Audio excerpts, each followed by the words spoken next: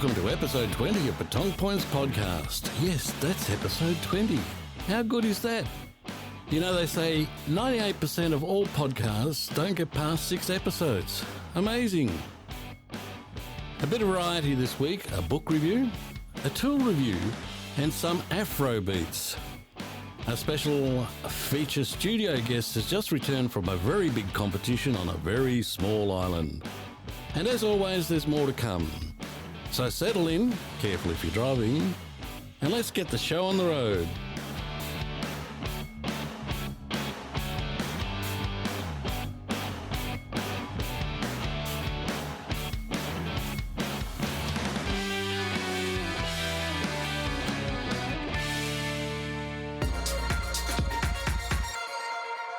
Andy Gilbert has written a book about an easier way to aim and point and shoot in the great game of Petong. The book is designed for the average club player who would like to improve their game to become a decent competitive player. The book is titled Play Better Petong by Andy Gilbert and is available on your local Amazon book site. The long title is Hints, Tips, Tricks and Observations to Play Better Petong. Gilbert's credentials are that he has represented New Zealand as both a player and an umpire. And after an injury and forced layoff, he had to come up with a new way of playing the game. And he did. His new method does away with the old picture of a club player standing in the circle with their arm held out in front and them trying to get some read on the terrain. Sounds like me, actually. With Andy's method, increased accuracy while aiming is almost a certainty. Pointing becomes more of a given thing, and there is always a couple of new methods of shooting available to the club player. While he makes no claims that this is the most valuable book in Petong, he does maintain that this is the book that will take any player to the next level of achievement in the game. Sounds to me like it should be part of every player's arsenal. A few episodes back, we introduced Rex's Rod, a simple single-handed meter measuring device to help settle disputes on distances quickly. It seems it inspired Max Thomas of Camberwell Petong Club to produce the Boule Tool, a special device to aid in finding the closest to the jack of two boules that can't easily be separated. The ingenious tool is precision-made from, can you believe it, car antennas, and works on the principle of Pythagoras' theorem. You know, the sum of the square of the other two sides equals the number of cappuccinos you get on the hypotenuse, or something to that effect. It may sound complicated, but it is very simple. A smart device. You can find a video on how to use it by going to the CPC website. It's there under Social News. Now, it turns out that Max is a very talented man in many ways, not least music, especially the Cuban Drums. Check this out. Recorded in Gippsland in 1997.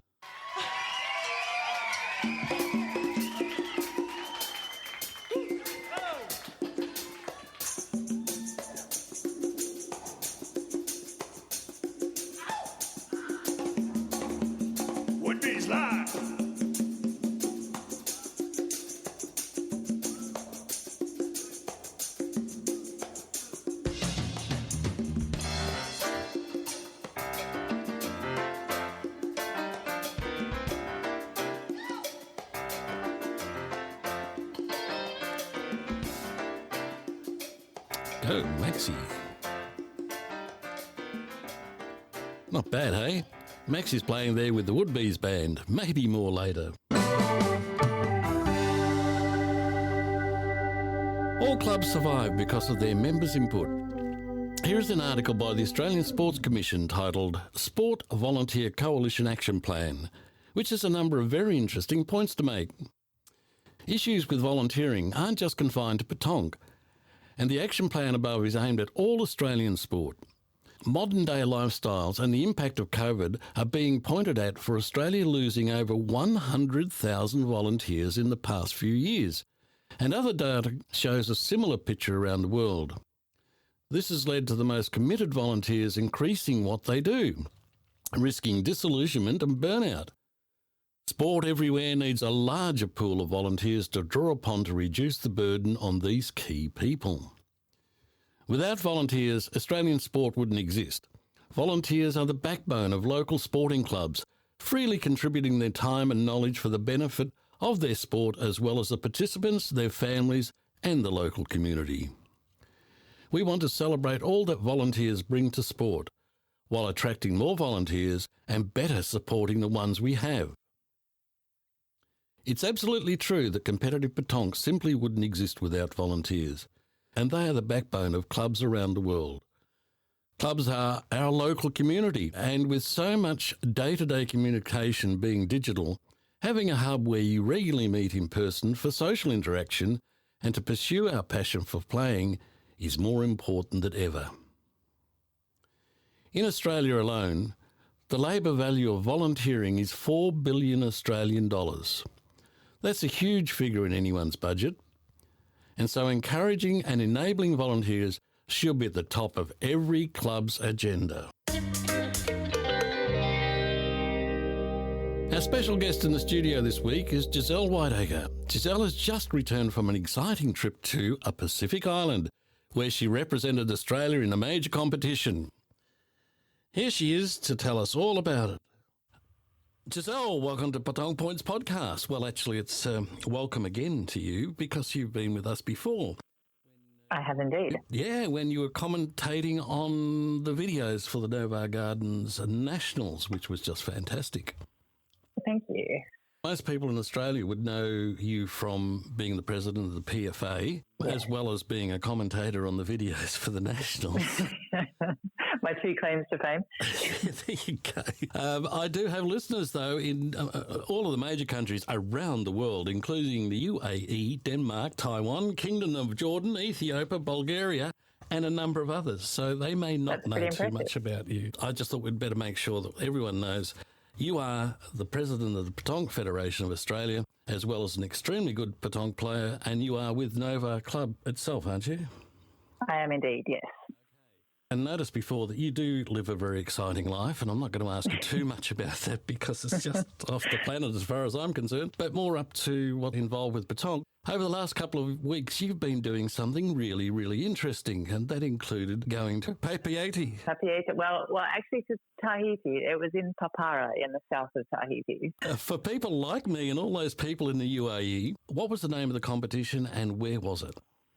That is the Oceania Petanque Championship, which this year were held in the rather small village of Papara in the south of Tahiti. How long did that go for? Was it over a whole week or just a weekend? Just under a week. So I think, 4 days in total. Right. Of actual competition. So the first day was shooting and pointing competition, so individual. Second day was singles. Third day was doubles. Final day was triples. So a bit of everything. You went representing Australia, and congratulations on that. Thank you. Come back to that a little bit later. But were many other countries represented in this competition? It's a relatively small competition. It is only the Oceania nations that are invited. So this year it was New Caledonia, New Zealand, Australia, Tahiti. Yeah, nice little tight group. Yeah, so just the 4 this year. How did you find the actual running of the competition itself in the ways of administration? And what were the quality of the playing grounds that you were on and even the facilities that you were there? It was very interesting. The playing grounds were amazingly difficult, very challenging, very technical piece. There was not a lot of gravel on them, so quite hard piece. Yeah. With a lot of roll. Some of them had, there were the usual lumps and humps and dips and all that kind of stuff, but also a lot of rocks just underneath the surface. Right. It was interesting to see, these are not grounds that we have a lot of in Australia. That's not the sort of thing you'd be used to playing on here. Yeah, definitely a challenge, but the Tahitians, I tell you what, they know what to do with those grounds. They're incredible. And while they still had, the occasional ball that went a little bit random, they certainly didn't have as many as we did. And just seeing how they played on those grounds was inspirational, to be honest. Right. Other teams from the other countries around the Oceania, they would have faced the same situation, or did you see that they were able to handle those pretty well themselves? I suspect New Caledonia may have similar grounds because they performed really well on those grounds as well. New Zealand, I think, faced maybe some of the similar struggles that we had. But I mean, it was both good and bad. Like we all had good parts of play and less good parts of play. So, everyone did an amazing job, but yeah, it was just meeting that challenge. Exactly. And unfortunately for the Australian team, a little hiccup in our journey over meant that we didn't have as much practice time on the grounds before the competition as we would have liked. Before I get to that, because you're talking about the quality of the piece or the difficulty of the piece, particularly for the Australian teams, what were the final outcomes of the results? How did Australia perform overall? Look, we didn't bring home any medals this time, but we did well overall. The main achievement is actually our men's team qualifying for the World Championships. Excellent. So that was a fantastic result, and that was sort of slightly separate from the rest of the competition. That was a triples competition to qualify, and they were held each evening. So that was kind of the end of each day. There was a qualifying game. Yep. But the guys made it through, so that was very exciting. Excellent. We had different teams that made it into quarterfinals, but that was the closest we got this time. Just to get there is excellent in the first instance, I think. In fact, how does one qualify for the team that went there? Okay, well, the first thing you have to do is nominate. So the PFA generally sends out some kind of email communication saying, this is the competition we have coming up. Who's interested? Yep. Because there is a financial commitment. You do have to be able to contribute to your cost. Right. And so, unfortunately at this stage we don't have, massive sports funding or sponsorship that we can rely on. Mm-hmm. That's something that obviously we want to work towards, but not something in place at the moment. Mm-hmm. So first thing, is, are you available to play on those dates? Because obviously people have work commitments and so on as well, and life commitments. Of course. Are you able and willing to meet the obligations of getting there? And then you put in an application, and the application includes your achievements, over the past sort of 4, 5, 6 years. Oh, right. So I wouldn't get much of a look in by the sounds of things. Well, I don't know. You just got to create a good story. Yeah, right. And it's not only based on those sporting achievements, it's also on how well you integrate into a team. So there is an independent selection panel that is completely independent from the PFA board. Oh, okay, right. Yep. Once all of the nominations are in, that panel takes nominations and assesses them, and through a process of discussion, decides on who they think would make the strongest team for that particular event. Yep. That then goes to the PFA to basically be ratified. Right, okay. How large was the Australian team? So in this one, four men, 4 women. Is that so all? Quite a small team. Yeah, that's all. I thought there was 20 or 30. No, only 8 of us in total. Plus, we had a coach, a team manager, and then we had a couple of extras who came along to support the players. Sure.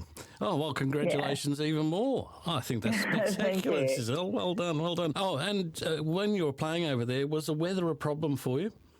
Oh, my goodness, it was steamy. It was so hot. Yep. And not just hot, it was that really quite muggy heat as well. Mm. So, in between, you really just ran and cooled off. Yep. Gosh. Straight to the bathrooms to flick water on your face and just try and cool down. At one stage, they actually brought in the fire brigade to spray the piece because there was so much dust coming up. Good grief. Yeah. It's the first time I've seen anything like that. And the other thing I do have to tell you that was a first for me was in the, I think it was the second last night, it may have been the last night, while the guys were playing their final qualifying match, it had gotten dark, and so they had the floodlights on, right. And thousands of flying ants were attracted to the lights, to the point where they had to actually stop play. Oh, no. Turn the lights off for a little while. And then when they turned them on, they also, Tahitian style, had a little fire burning and sort of smoked the insects away because there were so many of them. I've never seen anything like it. It was amazing. I was going to say, that sounds like a one-off. That's incredible. Yeah, it's the only time I've seen play halted for insect invasion. So you've had a few interesting little things. Now, you did mention earlier that there may have been a few dramas actually getting to the competition. And what about coming home too? Like, the one question I ask everybody that flies nowadays, whether it's internally or internationally, did you come home with luggage? And was it yours? No, I did not. I did not come home with luggage. Have you got it yet? It's arrived. Oh, it no, has. it did arrive, but it did not arrive on.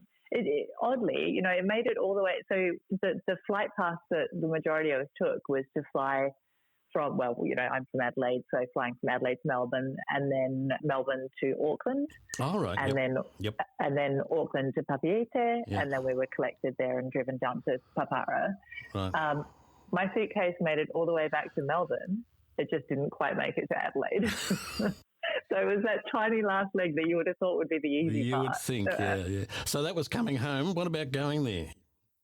Yeah, we had a little bit of drama. So two of the team made it over. They went over a little bit earlier. Yep. And spent some time, visiting the island because there is quite a lot to see and do there. Mm-hmm. For the rest of us, we kind of met up en route. So we all ended up on the same flight from Auckland. Oh, okay. So, there were some that flew in from Sydney, some that flew in from Melbourne. Yep. That was all fine. We got on the flight. We got halfway to Tahiti and then they turned the flight around because there was an engineering issue. Oh, gosh. And we flew back to Auckland. And we were put up in a hotel that night and just told to come back to the airport the next day. So we went back to the airport the next day and spent several hours negotiating on what happened next. Yeah. And so the final outcome was that they eventually put on a recovery flight, but they put it on Tuesday. And if we had caught that flight, we wouldn't have made the competition. Right. So we managed to nab the last few seats for our group of 11. We managed to just squeeze in. Wow. In fact, when I say just, the person after me in line did not make it onto this flight. My goodness. Oh. Yeah, we got onto a Monday night flight, which, courtesy of the international date line, means that we arrived on Monday morning. Right. It's always a little bit strange. Yeah. At something like 2:00 in the morning, we went to our accommodation, we wandered around and checked in, and then at 6:30 we got up for breakfast and we were on the piste ready for the opening ceremony by 8 a.m. With zero practice on those pistes. Goodness gracious. You like a challenge, obviously. That was not my choice. I blame Air New Zealand fully for that part of the story. Dear me, that's just incredible. Yeah. So, like I said, you do live an exciting life. Yeah, that one I certainly wouldn't have chosen. It would have been nice to have, that little bit of extra time getting used to those, especially given the nature of the piece. Just to get used to that. But, you've got to roll with the punches, right? So you work with what you have. Yep. So did you take advantage at the end of the competition and do some sightseeing? I did, yeah. I spent an extra couple of days there. I feel like the first part of it was such a mad rush. Yep. We in Auckland, we kind of dashed off and found a local piece to go and practice on. Yep. And fortunately, it was the piece that the New Zealand team had practiced on. So actually, two of their pieces, they had cleared the extra gravel off so that it was more similar to the ones in Tahiti. So at least that gave us a little bit of a warm-up. So we did that both days. Oh, good. Yeah, but so the first part all felt a bit stressful and rushed, and then we arrived and it was exhausting, and you're out in the heat every day. It was fantastic, but very tiring. So at the end, just to have a few days to kind of relax, go for a swim, lovely, make the most of that summery weather, and just explore a little bit of the island. It was a great opportunity. Sounds just fantastic. That part of it does anyway. And this competition, Giselle, is this an annual thing, or is it every couple of years, or is it just a one-off? It's usually every 2 years. Yep. So it has been running for a while, and Australia does regularly send a team to participate. With all of the COVID delays and so on, with the inability to run events, sure. It does mean that actually there will be another one next year. Oh. Yeah, so getting back on schedule. See if I can ramp up my practice sessions and might wave the hand and see if I can come over for a trip. Exactly. Well, this one will be in Noumea, so that will be quite exciting. Maybe my position might be the drinks boy or the orange lad or something like that. Well, we could do with one of those. Sounds great to me. Giselle, look, that sounds absolutely fantastic, really exciting, and you should have done a video of that as well. That would have been just spectacular. Oh, we could have. It would have been great. Yeah. So, look, thank you very much for that. I'll let you go now. I know that you're running on a tight schedule, and I am too. But really do appreciate you telling us that, and I'm sure that'll be one of our more popular items from this particular podcast, if not many of our podcasts. Oh, well, thank you for having me along. My pleasure, as always. Good luck, Giselle. You take care. Thank you. You too. Okay, bye now. Bye, Rex. Bye.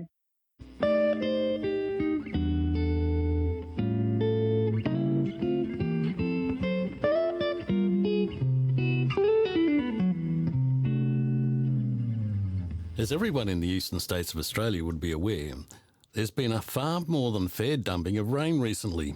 This has caused a few cancellations of competitions. Mount Macedon being the most recent in Victoria, and of course the Ngambie Petonk Club's 2022 Mitchelton's Masters. This has now been scheduled... no, it hasn't. This has now been rescheduled to Sunday the 30th of October. Please note that it does clash with the Weird and Entertainers Masters Double.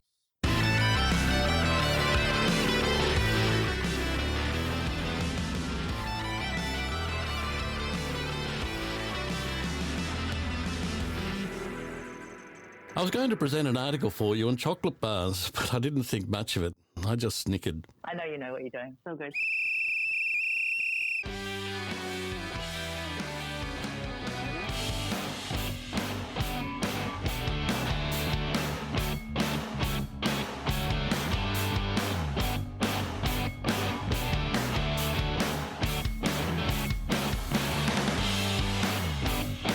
Thank you for being with Petong Points podcast on its 20th episode. Check out Andy's book. Be amazed at the Boule Tool and dig those drums.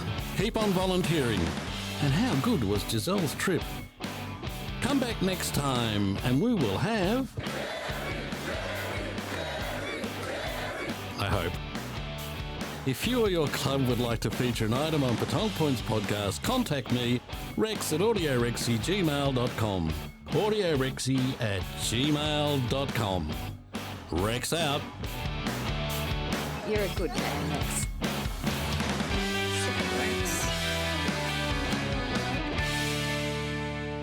Sick of Rex.